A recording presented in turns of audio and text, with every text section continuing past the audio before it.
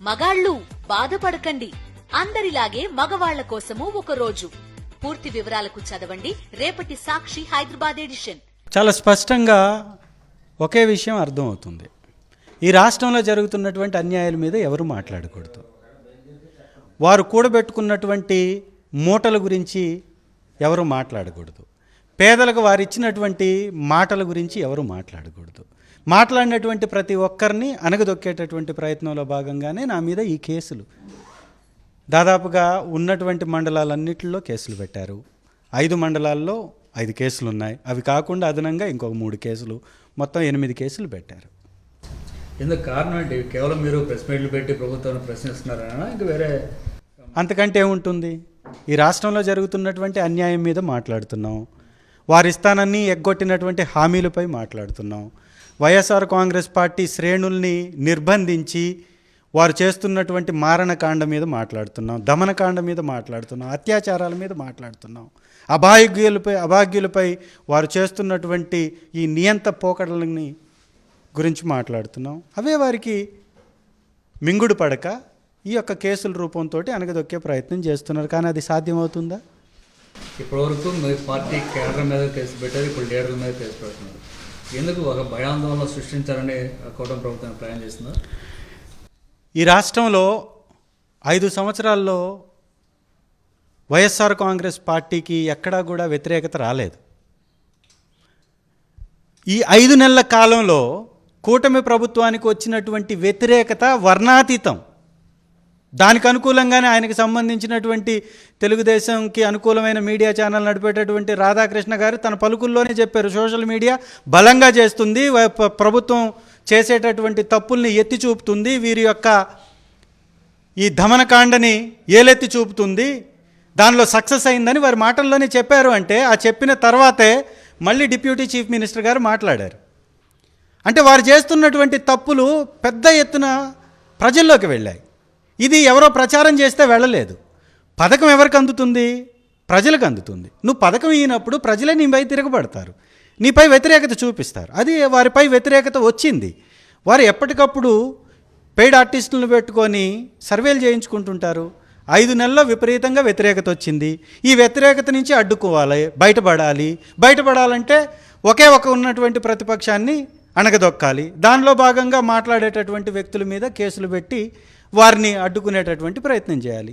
అది కాకుండా ఇంకేముంటుంది? ఇప్పుడు సోషల్ మీడియా బాధితులు మీరు కూడా ఒకరు.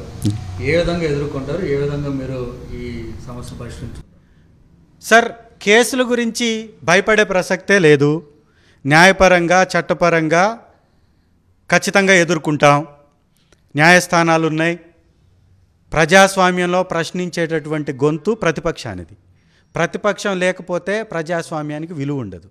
ఆ ప్రజాస్వామ్యంలో ప్రతిపక్ష గొంతుకగా ఖచ్చితంగా వినిపిస్తూనే ఉంటాం. సో దీని మీద కేసులు పెడుతున్నారని లేకపోతే ఇంకొకటి మమ్మల్ని ఇబ్బంది పెడతారని వెనకడుగు వేసే ప్రసక్తే లేదు. న్యాయస్థానాలను ఆశ్రయిస్తాం. ఖచ్చితంగా పార్టీ కూడా మా అందరికీ అండగా ఉంది.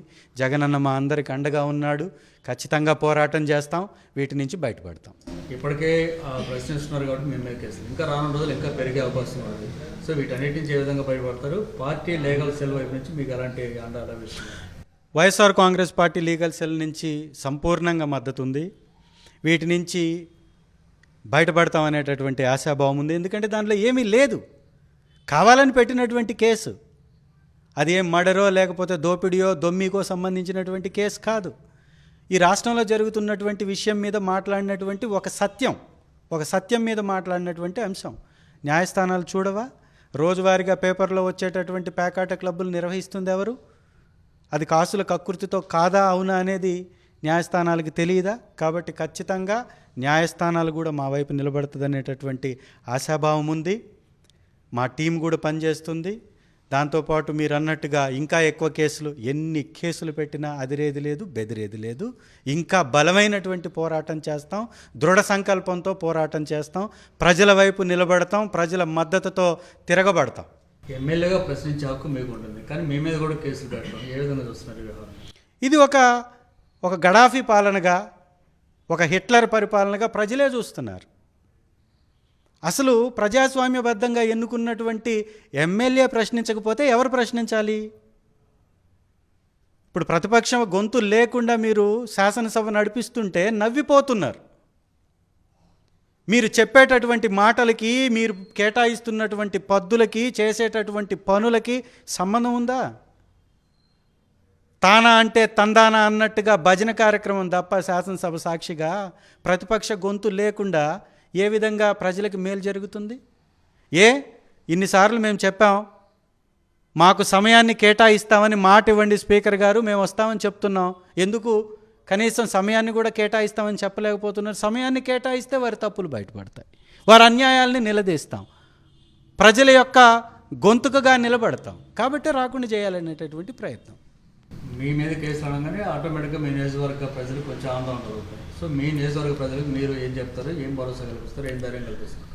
8 కేసులు అయినాయి, ఇంకొక 80 కేసులైనా వెనకడుగు వేయకుండా వైఎస్ఆర్ కాంగ్రెస్ పార్టీ జెండాని మరొకసారి ఎర్రగొండపాలెం గడ్డపై ఎగరవేసి జగనన్నని ముఖ్యమంత్రిగా చేసేదాకా అలుపెరగని పోరాటం చంద్రశేఖర్ చేస్తాడు. చంద్రశేఖర్తో పాటు మీరందరూ కూడా ధైర్యంగా, మద్దతుగా ముందుకు వస్తే ఇలాంటి కేసుల వలన వాళ్ళు సాధించేది ఏమీ లేదు, మనం నష్టపోయేది కూడా ఏమీ లేదని వారికి చెప్తూ, వారు కూడా చాలా బలమైనటువంటి వ్యక్తిత్వం కలిగినటువంటి వారు ఎర్రగొండపాలెం ప్రజలు. వైఎస్ఆర్ కాంగ్రెస్ పార్టీకి కంచుకోట.